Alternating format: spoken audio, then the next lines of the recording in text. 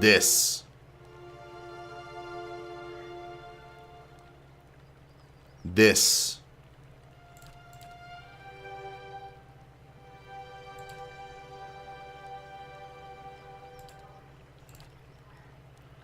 Yep.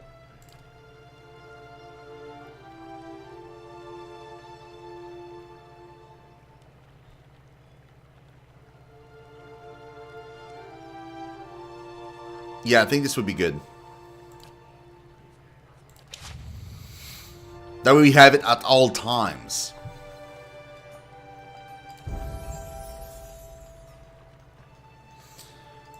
Finally, he's got the 13.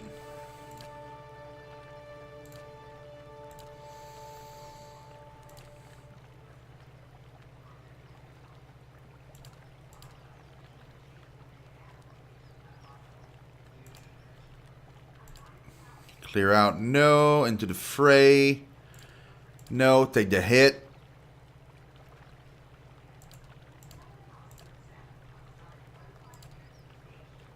Sundering blow.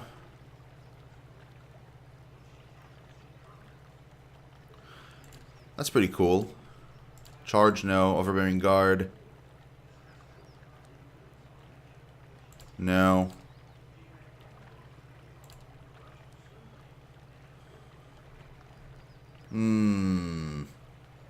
I like Sundering Blow. It's Spurring Counter. That's pretty good.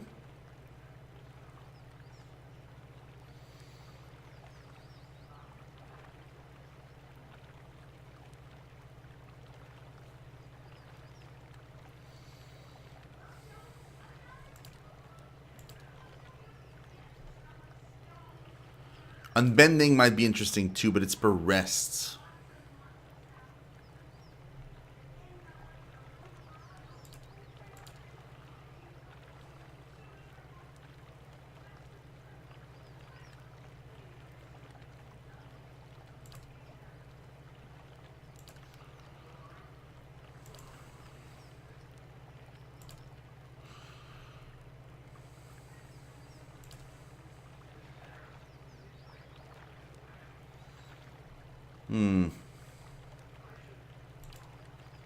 Yeah, Sundering Blow. Yep.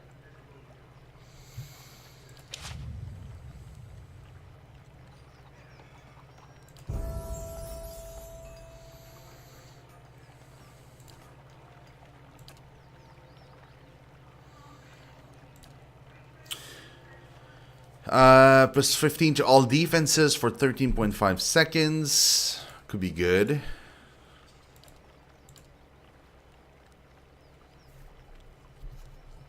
Yeah. No. No.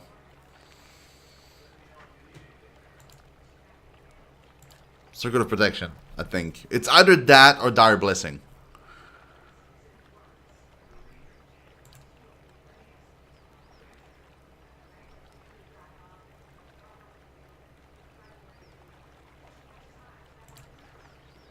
Dire Blessing lasts for a very long time though, but the radius is pretty small.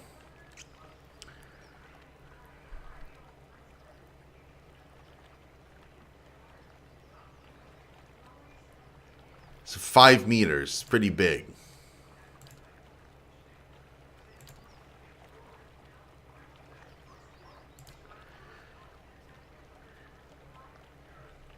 Yeah, let's do Circle of Protection.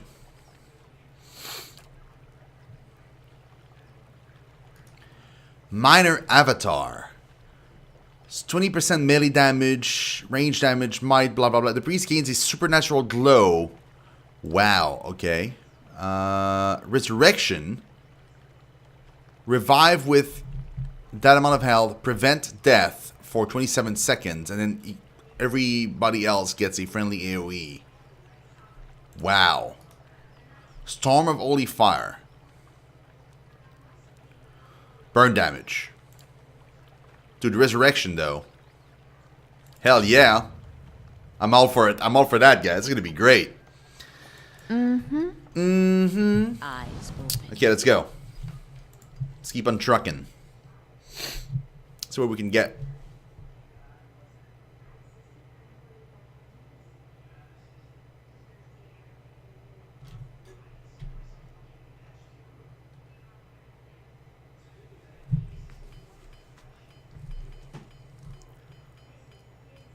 Whoa, look at what they did here. Stupid sword. Angrim nods at you and smiles in recognition. Ah, the Kindler of the White Forge. We owe you a great debt for the industry and faith you've restored here. Welcome to the Temple of Abaddon. What do you do here? I lead this temple and guide the acolytes in matters both spiritual and mundane. He indicates the forge and anvils. Worshippers of other gods pray for or meditate. We Abaddonians venerate our god through the act of smithing. Our doors are always open and our forge always alight. How may I help? This used to be a temple to Hundra. He tilts his head to one side, back when this was a dying, forgotten place. But the clerics who tended it left, as is customary of their goddess. The throngs who have since come to stalwart sought a more practical deity. Sure, man. The shrine to Abaddon is smooth and shiny, as if it were made recently. It's just because it was. This warped breastplate is still warmed from the forge. The smooth anvil hardly looks like it's seen use. This calls for a subtle touch. What did I tell you?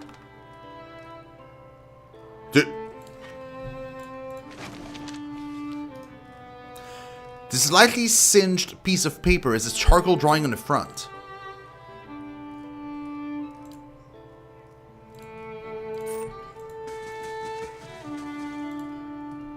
Okay, now you're just pissing me off. She slams her forge hammer down on the unfinished blade with a loud clank. Straighten out, damn you. Are we still here, guys? Are we still alive? Temper, Meska. The older priest glares at Meska reproachfully. Sorry, master, just slipped out. She takes a deep breath and releases it slowly. What's wrong with the sword? Where to begin? Thanks, Ericlus. Really do appreciate it, man. She gestures at a rapidly cooling lump of iron on her anvil. For one, I can't manage to shape the metal no matter how hard I try. Master Engrim says, envision a sword, so I'm envisioning really, really hard. I think I'm heading with a club. Maybe a mace if I'm lucky, but no sword. If my work doesn't improve soon, they'll kick me out of the temple. Can't be a priest if you're not a proper smith. Unless you help me. Meska glances around. Go on. I snuck a peek at Master Engrim's lore book and came across a ritual that can enchant a forge hammer to boost smithing skills. That's exactly the kind of edge I need. I've already completed the first part of the ritual, crafting the hammer. Unfortunately, the next two part requires travel to Deerwood, and there's no way Master Engrim will let me leave anytime soon. I'll complete it for you. That's great! She hands you a forge hammer. That hammer actually turned out alright. The first place you'll need to go is the Shrine of Abaddon in Crucible Keep.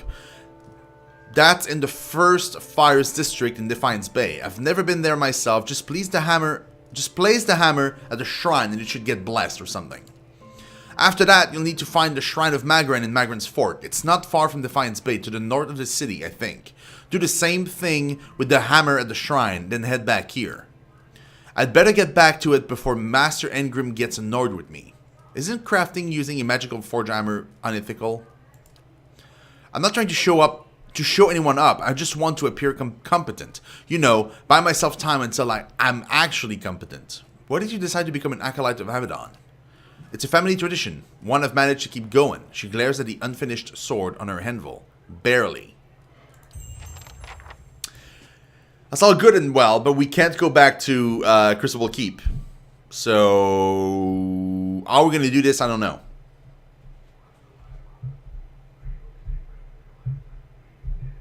I guess we'll have to complete part 2 of the DLC and continue the main story of Vanilla, and then as soon as we can get back to Crucible Keep, we'll just bring the hammer in and we bring it back here. So this quest we're gonna end, but it's gonna take a while.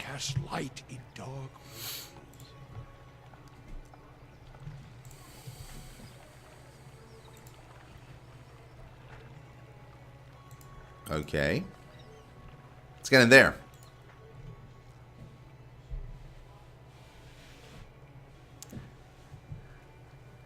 I restored my fate, Bleehad. Hey, Daredevil.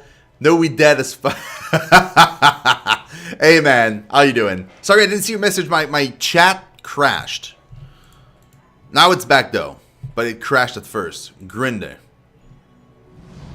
You've done a fine thing reaching the White Forge like you did. Lost another of my fishermen just yesterday, but perhaps folk will stop giving up this place now.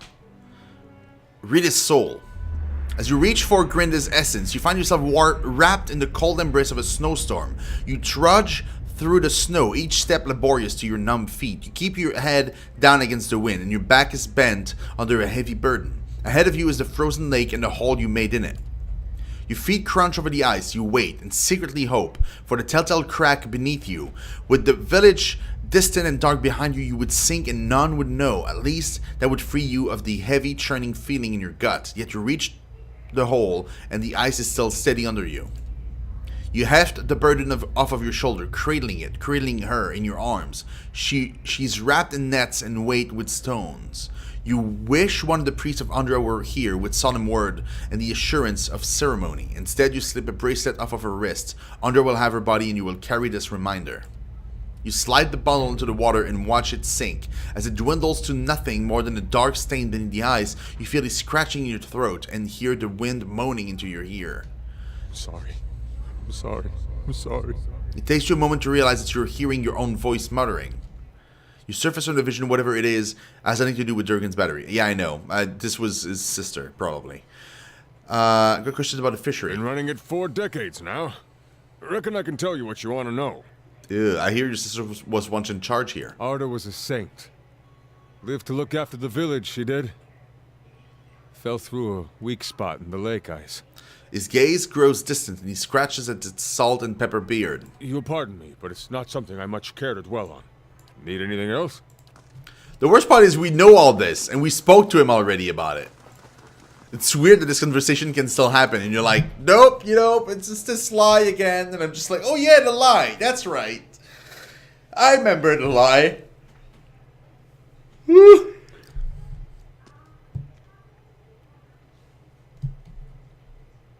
I remember. Pepperidge Farms, remember.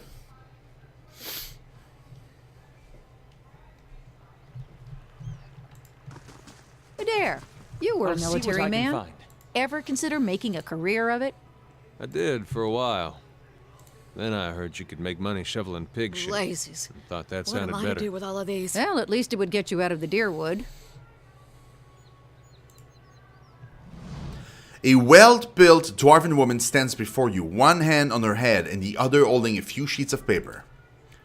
3 complaints of blights in Whitestone Hollow, and were these people? Magrants faithful. Great, another pack of religious zealots.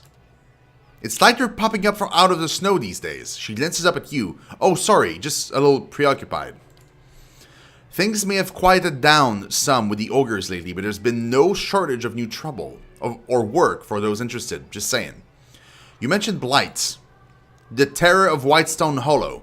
It's a grand blight that turned up after the avalanche. Real disaster that. A great big heap of snow right on top of one of our main trade routes. We can't start fixing the roads until we get the blights out of there. Can't exactly ask you to bring back this thing's head, but word is the terror's last victim was a caravan master. Turns out the fellow always wore a certain brooch. Figure it's somewhere in that monstrosity's belly. Bring me the brooch, and I'll take it as proof as you handle the blight. Sounds fair? Sure. Who are migrants faithful? Bandits and horse thieves, far as I can tell. Led by a woman named Roadwith. Problem is their little group keeps moving, and they've started tearing through some of their smaller villages. They were last spotted by Searing Falls, and rumor is they're headed in our direction. Stalwart's just getting its bearings. We can't afford this kind of trouble. Bring me Roadwith's head, and I'll see you a little richer for it. I'll take a peek. What, this stayed there from the last time? Apparently. Dude, wow. Okay. Interesting. Guess again there. This house was destroyed last time we were here. It was gone. Curious to see what happened there.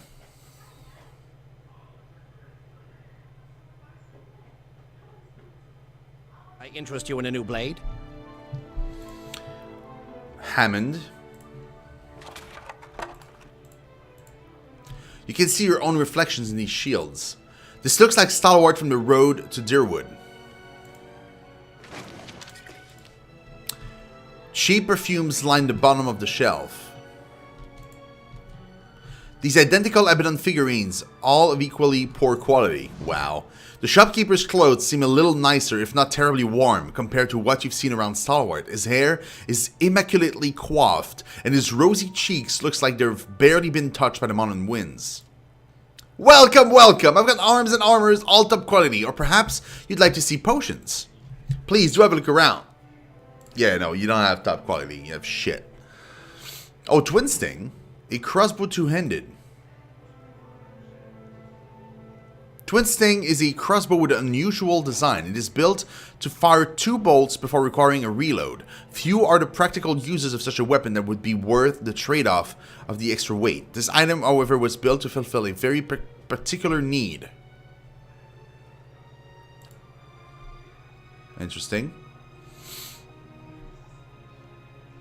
The Collared Coat.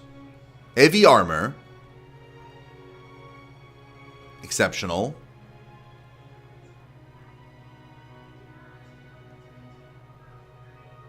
Grants this when endurance drops. Full AoE of pierce damage. The Right Lord Laurel Tannering found himself in the unenviable position of being caught in a war between 2 branches of his own family. Fought over hunting rights to certain lands that were jointly owned. While most family members found it easy to choose a side, Laurel could not bring himself to take up arms against anyone in his large extended family. He had this brigantine decorated in 2 tones, each representing the opposing family banners, and had the local spell rights imbue it with the power to raise a wall of briars, which he hoped to use to keep the sides divided on the battlefield.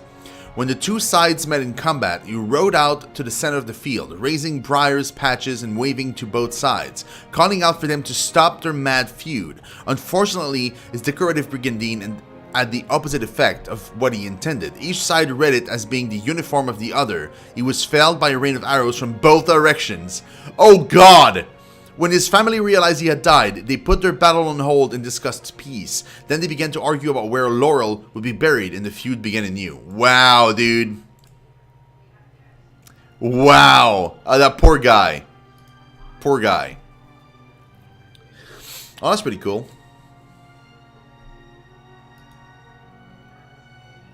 That is also pretty cool.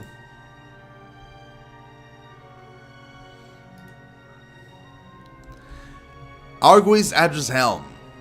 When Grafe Admet Adret passed the 10 Years Treaties on the anniversary of the War of Black Trees, he outlawed the looting of Engwithan ruins. While this was a popular move along the Glenfattens, as well as the frontier villagers who frequently found themselves the subject of the tribe's vengeance, it was an unwelcome change for the traders and adventurers who had made their living selling Engwithan artifacts. Quite a few vendors, however, took to commissioning and selling replicas. Many fakes were so skillfully made that even scholars had difficulty distinguishing between them, and ciphers were sometimes hired to attest to the authenticity of high-value objects. Argues Adra, or Adra armor, actually was taken from ruins near the Court of Bowing, Ashes, but it is so closely resembled 2 known fakes that it famously passed through Defiance Bay, Ensigns, and Salona before an animancer in Barda recognizes its authenticity. Interesting. What about, he carries many scars?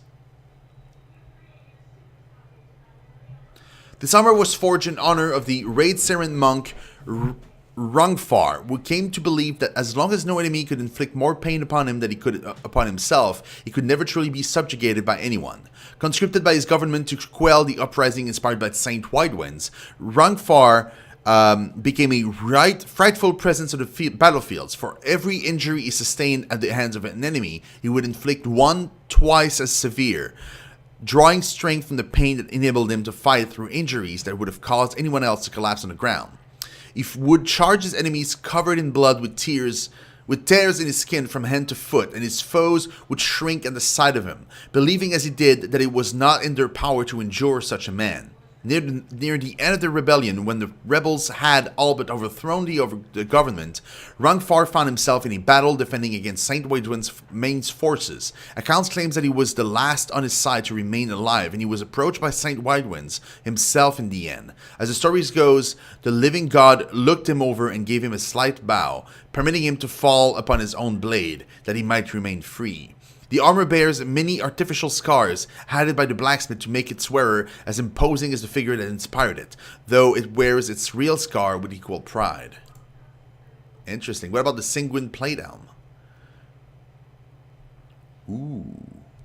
Despite popular assumption, the Sanguine Plate was not named for its blood-spattered appearance. It was originally owned by a barbarian from Rautai, and while its combat style did frequently leave the Sanguine Plate in need of a good polishing, it was actually named in reference to the owner's jolly nature. It was popular around town in the taverns of the nearby ports, where it was quick to buy friend and visitors a drink and glad to hear the news from abroad. However, his seemingly inexhaustible good humor was counterweighted by a hair-triggered temper, and it was said that none who actually saw him in a bad mood lived to tell the tale.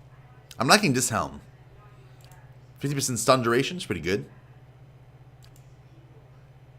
On the tank, that'd be amazing.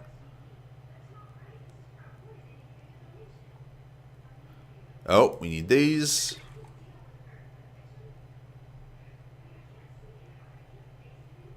Man, he sells a bunch of stuff. Look at that thing. Wow, bro. Wow. Okay. Should we grab another helmet too? Maybe not that one. Resolve I don't really care for, but that one was interesting. 2 athletics, stunned, and then defense while prone. Could be good in a tank. That one is interesting.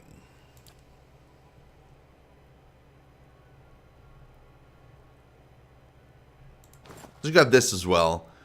We'll trade. We have plenty of money anyway, so we'll trade that. And let's just figure out what she's wearing as an armor. Okay, she's wearing the second chance thingy.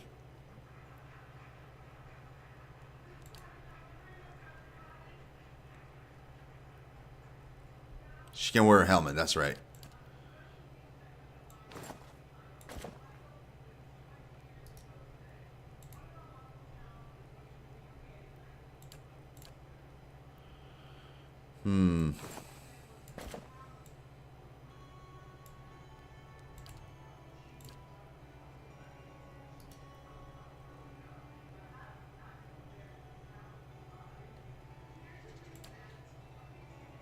Yeah, she's fine keeping this.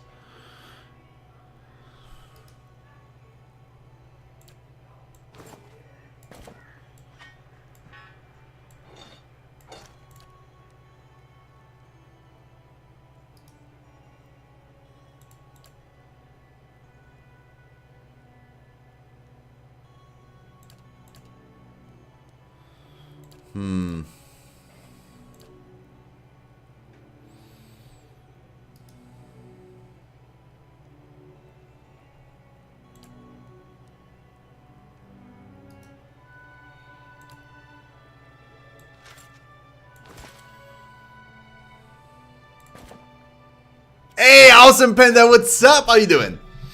It's been a while. Yeah, it's been a little while.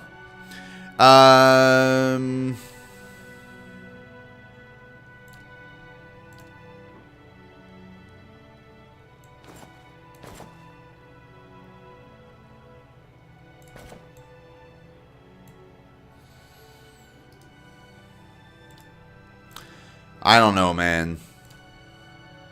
I mean, it's better than no helm, right?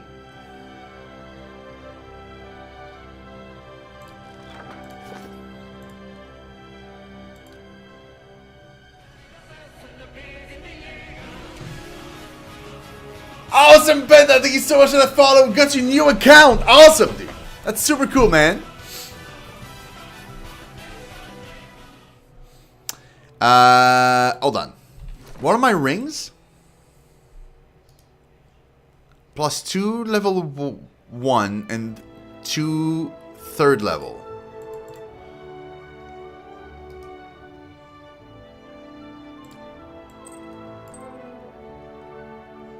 What about you?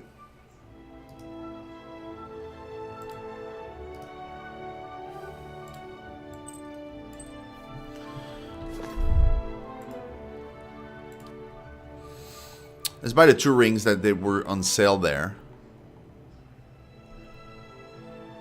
Like that one.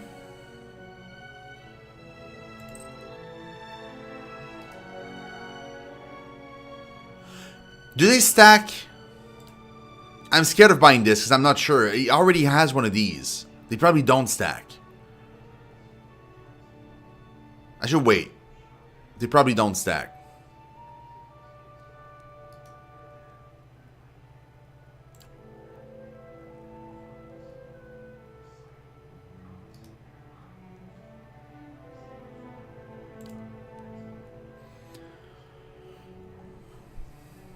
They probably don't, right? Yeah.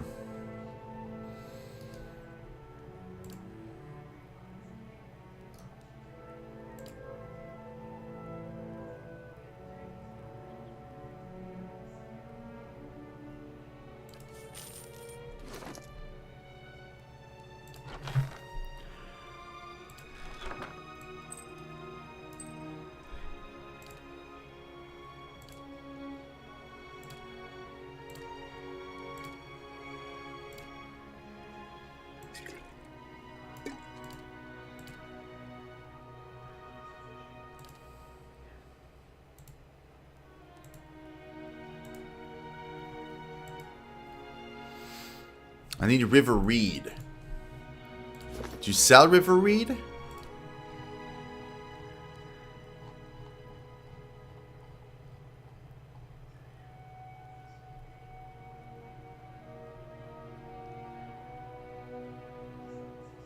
You do.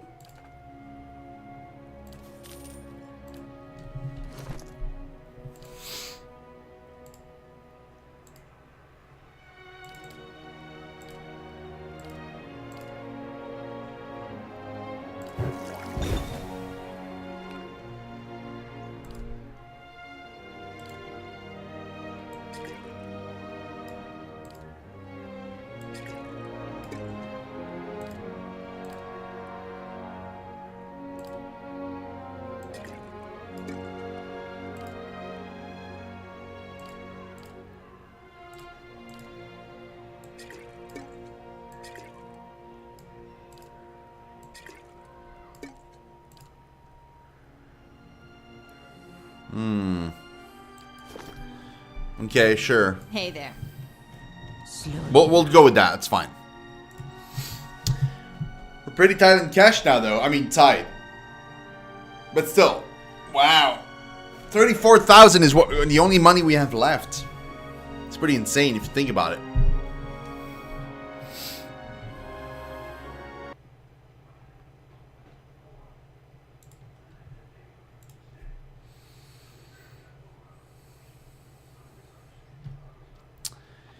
Okay. Let's see Tina's house.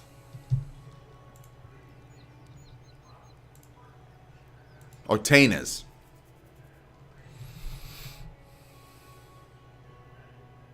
She's not there anymore because I killed her. So she's... yeah. Somebody else lives there.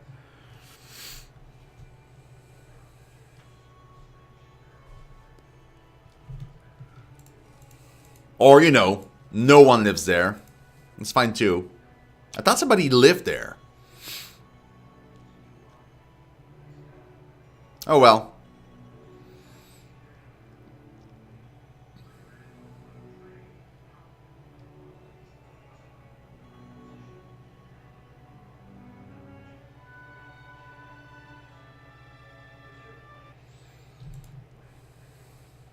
You know, Durance, just because you follow the goddess of fire doesn't mean you need to literally consume everything you come across. The fire is a favor I grant to those I meet.